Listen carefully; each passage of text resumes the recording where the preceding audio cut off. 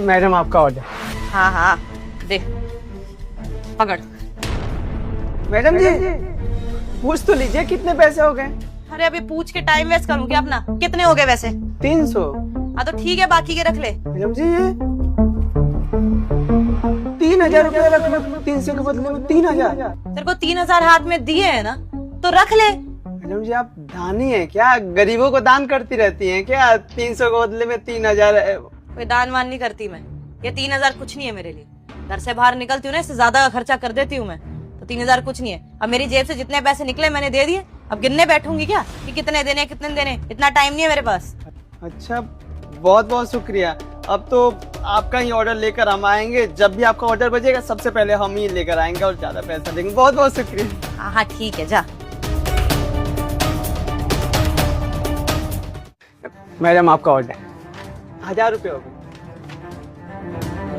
ये रख लो सारा। पहली बार आया है क्या? इतनी बार तो आ चुका है। जब भी पैसे देती हो हर बार पूछता क्यों है कि सारे के सारे रख लूं? रख लिया करना चुपचाप, टाइम वेस्ट करता है मेरा।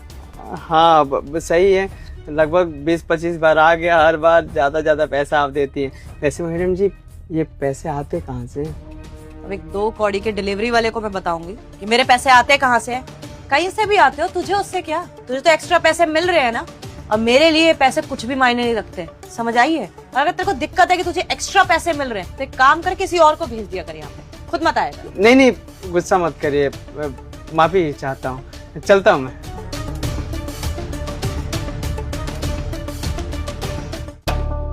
आपका ऑर्डर। मैडम जी आप ये सफाई का काम क्यों कर रही हैं? ओ भाई हेलो, क्या मैडम क्यों बोल रहा है उसको? साहब आप इनको जानते नहीं हैं क्या? इस घर की ओनर है, लाखों करोड़ रुपया है इनके पास। वहीं मैं सोच रहा हूँ कि नौकर चाकर काम करना चाहिए ना, तो ये काम कर रही है। क्यों मैडम जी? क्या नशा वशा करके आया है क्या? हाँ, नशा करके डिलीवरी करता है? मैं इस घर का मालिक हूँ, ये इस घर की नौकरानी है। साहब आप मजाक कर रहे हैं ना, है ना? मैडम जी ये सब साफ सफाई। अच्छा ऑफिस की छुट्टी हो गई इसलिए आपको शौक होगा साफ सफाई करना। साहब आपको पता है ये ना 200 के बदले में 1000, 2000, 3000 हमेशा हमको एक्स्ट्रा पैसा देती हैं। बहुत अमीर हैं मैडम जी के पास, बहुत पैसे हैं। अच्छा चेतना, तुम 2-2 हजार रुपये टिप दे देती हो क्या? घर में से चोरी वोरी करती हो क्या? हाँ नहीं नहीं, सब ऐसा नहीं है। ये गलत नहीं बोल रहा है और सर भी गलत नहीं बोल रहे। ये घर मेरा ही था एक टाइम पर, बहुत पैसे भी थे। मैं ऐसे ही 2-3 हजार रुपए टिप पे दे देती थी। लेकिन कहते हैं ना कर्मा, अगर आप किसी चीज की कदर नहीं करते हो ना तो फिर वो चीज भी आपके पास नहीं रहती। मैंने कभी पैसों की कदर करी नहीं और पैसे के चक्कर में ना इंसान की ना किसी रिश्ते की कदर करी। अब ये घर मेरा नहीं है, ना मेरे पास पैसा है। मैडम जी मुझे समझ नहीं आ रहा है कि आपकी ये हालत कैसे हुई, मतलब वजह क्या थी? देखिए माफ करिएगा, मेरा पूछना कोई वो नहीं है, पर इसलिए पूछ रहा हूँ क्योंकि आप मेरी मदद कर देती, पैसे दे देती। प्लीज आप बता सकती हैं। और वैसे भी इतना पैसा दान करती थी आप, और आपके साथ ये सब हो गया। दान करे होते पैसे तो शायद पुण्य भी मिलता, पर कभी मैंने दान करे ही नहीं पैसे। पैसों की कदर ही नहीं करी मैंने, ऐसे ही उड़ा देती थी, किसी के बारे में कभी सोचा ही नहीं। और सबसे ज्यादा गलत तो मैंने अपने परिवार के साथ किया। कभी मैंने अपने परिवार की भी नहीं सोची। मेरे को लगता था मेरे पास पैसा है, मैं दुनिया में सबसे ऊपर हूँ, मैं किसी को भी खरीद सकती हूँ। पर परिवार, प्यार, ये सब नहीं खरीद। मेरे परिवार वालों ने मेरा साथ छोड़ दिया जब उनको दिखा कि मेरे अंदर पैसे का अहंकार ज्यादा है। मेरे खुद के भैया भाभी मुझसे रिश्ता तोड़ के चले गए। मुझे तब भी फर्क नहीं पड़ा था क्योंकि मैं तब भी अहंकार में थी कि मेरे पास पैसा है, इतना पैसा कमा रही हूँ। लेकिन सब कुछ एक बार में ही लौट के वापस आ। अब पैसे की कदर पता चल रही है मुझे। मेरी कंपनी डूब गई, कोई काम नहीं रहा। इवन ये घर तक बेचना पड़ा मुझे, और ये घर बेच के जो बिजनेस चालू करा था वो भी ठप हो गया। क्या करती मैं? कोई तो काम करना था। मेरे बाद इन्होंने ये घर खरीद लिया था, तो इनसे मैंने रिक्वेस्ट करी कि मैं यहाँ नौकरानी का काम कर लेती हूँ, क्योंकि घर से बाहर जाके कहीं और छोटा मोटा काम करूंगी तो बहुत मजाक बनेगा। बनता भी आ रहा है, तो कम से कम कोई मेरे मुंह पे तो मजाक नहीं उड़ा रहा। अब समझ में आ रहा है कि तुम्हारे साथ ऐसा हो क्यों रहा है। वो कहते हैं ना, इंसान जो बोता है वही पाता है। तुम्हें तुम्हारे कर्मों की सजा मिल रही है और कुछ भी नहीं। देखो चेतना, जब मैंने तुमसे एक घर खरीदा था ना, तो मुझे इतना तो समझ में आ गया था कि तुम किसी परेशानी में हो, लेकिन आज तक उस परेशानी की वजह नहीं पूछ पाया तुमसे। और आज जब सब कुछ पता चल रहा है तुम्हारे बारे में तो बहुत क्लियर है कि जो इंसान समय की और पैसे की कदर नहीं करना जानता ना, उसके साथ गलत जरूर होता है। तुम्हारे कर्मों की सजा है और कुछ भी नहीं। अगर तुम उस वक्त अपने रिश्तों की, कुछ पैसों की कदर कर लेती ना, तो ये घर, तुम्हारा परिवार, सब कुछ वैसा का वैसा होता। और हो सकता है थोड़ा बढ़ ही जाता, कम नहीं होता। लेकिन क्या कर सकते हैं, इंसान ने जो किया है वही उसको भुगतना भी है। वही भुगत रही हो तुम। क्यों, गलत कह रहा हूं? जी साहब। मैडम जी बुरा मत मानिएगा, पर साहब का कहना एकदम सही है। लक्ष्मी की कदर नहीं की ना आप, इसलिए आपके पास लक्ष्मी ही नहीं है। अब बोली घर बेच दी, बिजनेस शुरू की, फिर भी सब कुछ खत्म हो गया। और सबसे बड़ी बात, आप अपने परिवार को साथ लेकर नहीं चली। आपको पता है मैडम जी, जैसे आप पैसों को फेंक कर देती थी ना, वो तो हमारे लिए सही था, हम अपने खर्चा अच्छे से चला लेते थे, लेकिन अपमान था। हम आपको बता नहीं पाए, वो जिस तरह से आप बात कर रही थी, हम डर जाते थे कि आप उल्टा सीधा हमारे साथ करवा देंगे, इसलिए। पर गलत था और उसका फल आपको मिल गया। सच बताएं मैडम जी, आप किसी घर की बेटी है ना, बेटी का काम होता है घर संभालना, घर उजाड़ना नहीं। और आपके परिवार वाले जो फैसला लिए हैं ना, वो उनके हिसाब से सही है। और आपको भी लग रहा होगा कि क्यों अपनाएंगे जब उनकी कदर नहीं है, पैसों की कदर नहीं है। और शायद आपको एहसास हो भी गया है। मैडम जी देखिए, आपकी बातों से लग रहा है कि आप बहुत ज़्यादा परेशान हैं, पर हाँ, आपकी परेशानी दूर हो सकता है। मेरे पास एक तरीका है। तरीका क्या, आप तो अमीर है, आपका दिमाग भी बहुत तेज होगा। मैडम जी आप एक काम करिए ना, आप बिजनेस कुछ कर लीजिए, पैसा आपके पास हो जाएगा, तो आपके परिवार वालों के नज़र में आप सही हो जाएंगी। पता है मैडम जी, उनके दिल में बस एक छोटा सा हाथ जगा दीजिए, मतलब उनको ऐसा लगने दीजिए कि आप सही हैं, सही रास्ते पर आ गई हैं। देखिएगा मैडम जी, परिवार कभी दूर नहीं होने देता है, बस वो चाहता है कि औलाद ना गलत रास्ते में ना जाए। और जैसे ही आपको देखेंगे कि सुधर गई हैं, अपना लेंगे वो, फिर आपके पास सब कुछ हो जाएगा, पैसा भी, परिवार भी। माफ करिएगा, हम आपको बता रहे हैं, हमारी बीवी है ना, वो परिवार को संभाल के रखती है। हम पैसा जो कमा कर जाते हैं ना, वो संभाल के रखती है और बोलती है कि सुनिए, गांव से शहर जरूर आ गए हैं, लेकिन शहर में अपना घर होगा, अम्मा को शहर में लाएंगे, गांव मोहल्ले में चर्चा हो जाएगा, ऐसे बोलती है।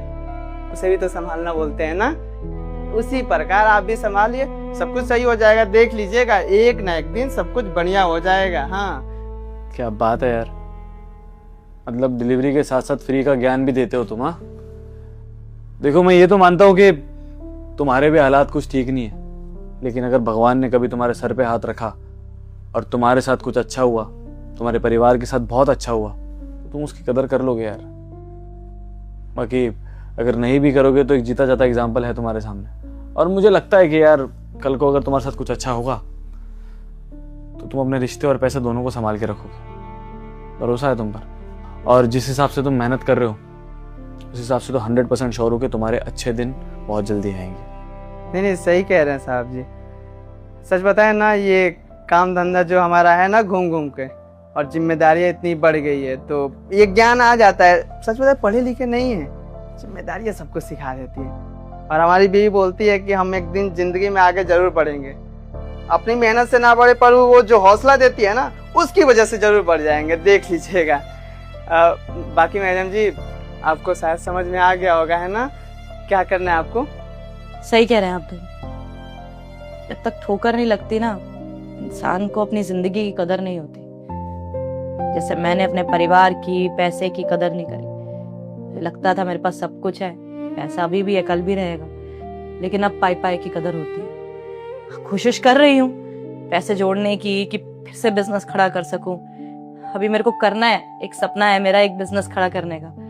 बस थोड़े पैसे और जमा हो जाए तो कर लूंगी, और इस बार ईमानदारी से। और एक बार काम सेट हो जाएगा ना, परिवार वालों से भी बात करूंगी, वो भी शायद मुझे अपना ले। अब शायद नहीं, पक्का माफ कर देंगे, आपको अपना लेंगे, और आपके पास पैसा भी होगा। हम भी भगवान से प्रार्थना करेंगे मैडम जी, कि आप जल्द से जल्द अपने परिवार वालों के पास चले जाइए, आपके पास पैसा भी हो जाए। देख लीजिएगा, होगा एक दिन। चलते हैं साहब, चलते हैं मैडम जी, ध्यान रखिएगा अपना। ठीक है, ऑर्डर पेड था ये। हाँ हाँ साहब। तो जी जी सर। इस डिलीवरी वाले की वजह से ना एक उम्मीद जरूर जागी है सर। मैं तो अपना सपना थोड़ा सा भूल ही गई थी, पर हिम्मत नहीं हारी हूँ।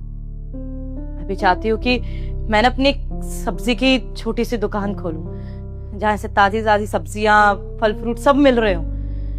बस थोड़े से पैसे कम पड़ रहे हैं। आजकल तो महंगाई का पता ही है आपको।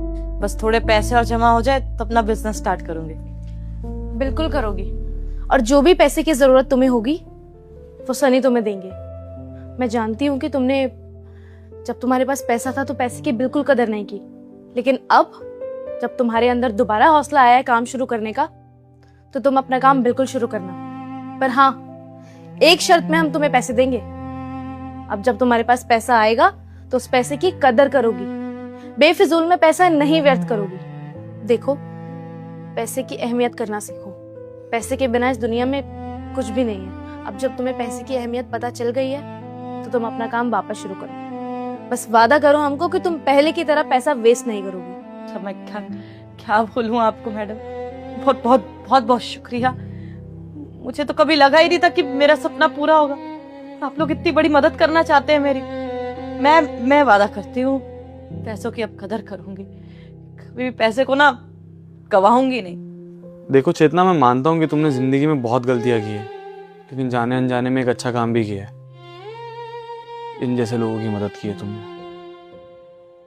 वो डिलीवरी बॉय की आंखों में जब मैंने चमक देखी थी ना, मैं तभी समझ गया था कि जब तुम उसको टिप के पैसे देती थी ना, कितना कुछ अच्छा हो जाता होगा उसके घर के अंदर। वो इंसान जो 500-600 रुपए के लिए दिन रात मेहनत करता है, बारिश में, आंधी तूफान, धूप, कुछ नहीं देखता, और उसके बाद भी सिर्फ और सिर्फ अपने घर का खर्चा चला सकता है। उन जैसे लोगों को तुम ऐसे टिप देके कितना सहारा देती थी, तुम शायद सोच भी नहीं सकती ये बात। चेतना, हो सकता है ना कि उन पैसों से वो अपनी माँ के लिए दवाइयाँ लेके गया हो, अपनी बीवी के लिए नई साड़ी लेकर गया हो, या फिर कभी तबीयत खराब होने पर एक छुट्टी ले ली हो। देखो, तुम्हारे लिए शायद वो पैसे बहुत छोटी रकम थी, लेकिन उस इंसान का एक दिन मनाने के लिए वो बहुत बड़ी रकम थी। तुमने जो किया बहुत अच्छा किया उन लोगों के लिए। बाकी आगे से ख्याल रखना, और कहीं ना कहीं ये तुम्हारे कर्मों का ही फल है जो तुम्हें भगवान दूसरा मौका दे रहा है। तैयारी कर लो, बहुत मुश्किल आने वाली है आने वाले टाइम में, लेकिन उन मुश्किलों के बाद तुम्हें वो सब वापस मिलेगा जो तुम डिजर्व करती हो। मैं कैसे आप लोगों को थैंक यू करूं, मुझे कुछ समझ नहीं आ रहा है। शुक्रिया अदा करने की कोई जरूरत नहीं है, और अगर करना ही है तो सिर्फ मेहनत करो। जिस मुकाम पे तुम थी उससे आगे बढ़ो, अपने रिश्ते वापस लेकर आओ, और जिस दिन तुम ये सब हासिल कर लोगी ना चेतना, उस दिन मुझे लगेगा कि तुमने मुझे थैंक यू बोल दिया। लेकिन ये सब मिलने के बाद अपने अंदर घमंड बिल्कुल मत आने देना। और हाँ, मैं पैसे से तुम्हारी मदद करूंगा ही। तुम चाहो तो यहाँ पे रह भी सकती हो, ये ऊपर वाला फ्लोर हमारा खाली रहता है, तो तुम एक काम करना, वहाँ शिफ्ट हो जाना। और आज के बाद ये साफ सफाई करने की भी जरूरत नहीं है, मैं कोई नई नौकरानी ढूंढूंगा, ठीक है ना?